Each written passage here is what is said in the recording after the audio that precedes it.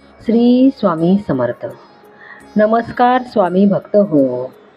स्वामी म्हणतात, बाळा, संकटांना घाबरू नकोस. देव काही तुमच्या जीवनात जे काही सुरू करतो आहे ते पूर्ण करील आणि विलंब तुमच्यासाठी चमत्कारात बदलेल. तो तुमच्या हृदयात एक नवीन गाणे ठेवेल आणि त्याच्या चांगुलपणाने आणि कृपेने तुम्हाला आश्चर्यचकित करेल. तुम्ही तयार असाल तर होय मी तयार आहे टाईप करा आणि हा पवित्र मंत्र शेवटपर्यंत ऐका. तुमच्या नशिबाचे फाशे तुम्ही स्वतः बदलताना पाहू शकाल. तुम्हाला तुमच्या प्रार्थनाचे उत्तर मिळालेले दिसणार आहे. टाळेबंदी, नुकसान किंवा आजारपणानंतरही देव तुमचे उर्वरित आयुष्य तुमच्या आयुष्यातील सर्व उत्तम बनवेल. तुम्ही राजाचे मूल आहात आणि तुमच्या मार्गावर मोठे नातेसंधी आणि आशीर्वाद येत आहेत.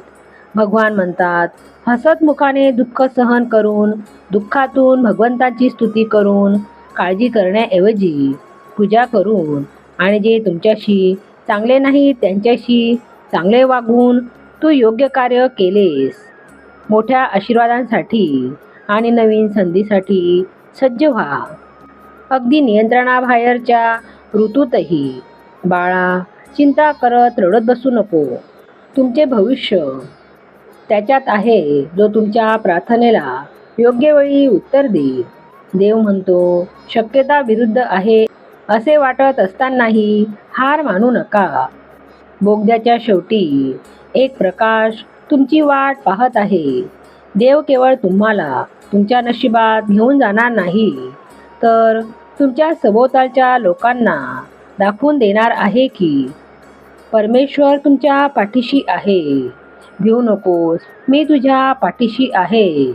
तो असामान्य आणि विलक्षण काहीतरी करणार आहे.